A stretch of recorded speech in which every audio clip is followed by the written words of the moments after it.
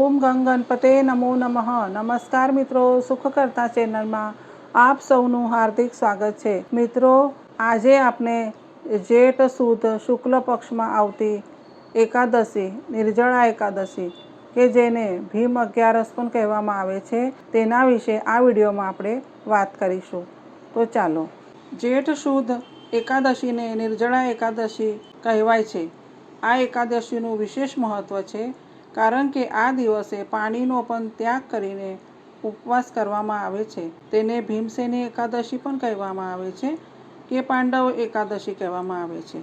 માન્યતા છે કે વર્ષ દરમિયાન આવતી તમામ 24 અથવા અધિક માસ ગણીએ તો 26 એકાદશીઓનું પુણ્ય માત્ર નિર્જળા એકાદશીનું વ્રત કરવાથી પ્રાપ્ત થાય છે. નિર્જળા એકાદશીની વ્રત કથા. મહાભારત કાળમાં પાંડવો ભીમસેન ખૂબ બળવાન હતા અને તેમને અત્યંત ભૂખ લાગતી હતી. માતા કુંતી, યુધિષ્ઠિર, અર્જુન, નકુલ અને સહદેવ સહિત દ્રૌપદી પણ તમામ એકાદશીનું વ્રત કરતા હતા. એક દિવસ ભીમસેને મહર્ષિ વ્યાસદેવને કહ્યું, હે ગુરુવર, હું ભગવાન વિષ્ણુનો ભક્ત તો છું, પરંતુ મારી ભૂખ એટલી વધારે છે કે હું દર મહિને 2 એકાદશીનું વ્રત રાખી શકતો નથી. મને એવું એક વ્રત જણાવો કે જેનાથી તમામ એકાદશીઓનું ફળ મને પ્રાપ્ત થાય. ત્યારે વ્યાસમુનિએ કહ્યું, હે ભીમ, જો તું સ્વર્ગ અને મોક્ષની ઈચ્છા રાખે છે તો જેઠ સુદ એકાદશીના દિવસે નિર્જળા વ્રત કર. આ દિવસે અન્નનો તો દૂર, પણ પાણીનો પણ ત્યાગ કર. માત્ર ભગવાન શ્રીહરિનું સ્મરણ જ કર. ભીમસેને ગુરુની આજ્ઞા માનીને નિર્જળા એકાદશીનું કઠોર વ્રત કર્યું. તેના પ્રભાવથી તેમને તમામ એકાદશીઓનું પુણ્ય પ્રાપ્ત થયું. તેથી આ એકાદશી ભીમસેની એકાદશી તરીકે પ્રસિદ્ધ થઈ. તમામ એકાદશીઓમાં સર્વશ્રેષ્ઠ એકાદશી માનવામાં આવે છે.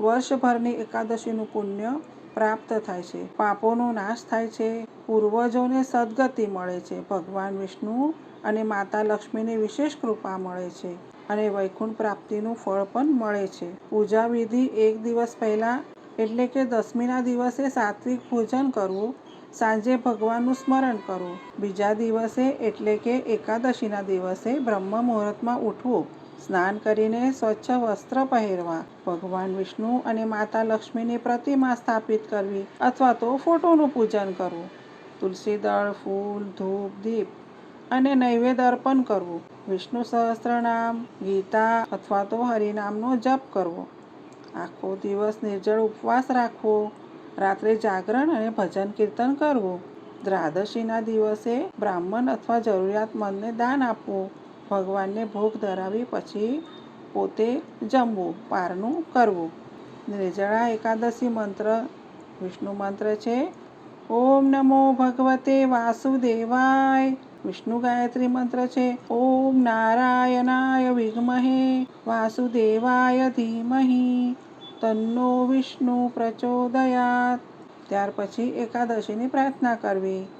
એકાદશી મહાપુણ્ય સર્વ પાપ પ્રણાશિની ભક્તાનાં મંગલકુરુ વૈકુંઠ પ્રદાયની. આ દિવસે દાનનું વિશેષ મહત્વ છે. નિર્જળા એકાદશીના દિવસે દાન કરવું અત્યંત શુભ માનવામાં આવે છે. જેમ કે જળથી ભરેલો ઘડો, પંખો, છત્રી, વસ્ત્ર, ફળ, અનાજ, ગોળ, દક્ષિણા આપવી, તાંબાનું પાત્ર અને ગાયને લીલું ઘાસ. ઉનાળાની ઋતુ હોવાથી જળનું દાન વિશેષ મહત્વપૂર્ણ છે. ધાર્મિક માન્યતા છે કે નિર્જળા એકાદશીનું વ્રત કરનારને યમદૂતોનો ભય રહેતો નથી. ભગવાન વિષ્ણુની વિશેષ કૃપા પ્રાપ્ત થાય છે. કુટુંબમાં સુખ, શાંતિ, સમૃદ્ધિ વધે છે. જન્મ જન્માંતરના પાપોનો નાશ થાય છે. વૈકુંઠ ધામની પ્રાપ્તિ થાય છે. તેનો સંકલ્પ છે, હે શ્રીહરિ, હું આપની કૃપા મેળવવા તથા સર્વ એકાદશીનું પુણ્ય પ્રાપ્ત કરવા નિર્જળા એકાદશીનું વ્રત કરું છું. મારી સર્વ મનોકામનાઓ પૂર્ણ કરો. જય શ્રીહરિ. જય નિર્જળા એકાદશી માતા વિષ્ણવે નમઃ. મિત્રો, આપણે આ વિડીયોમાં નિર્જળા એકાદશી, કે જેને ભીમ અગિયારસ પણ કહેવામાં આવે છે, તેના વિશે વાત કરી. જો આપ સૌને અમારો આ વિડીયો પસંદ આવ્યો હોય તો પ્લીઝ લાઇક, શેર અને સબસ્ક્રાઈબ જરૂર કરો. અને હા, કમેન્ટ કરવાનું ભૂલશો નહીં. ઓમ નમો નારાયણાય.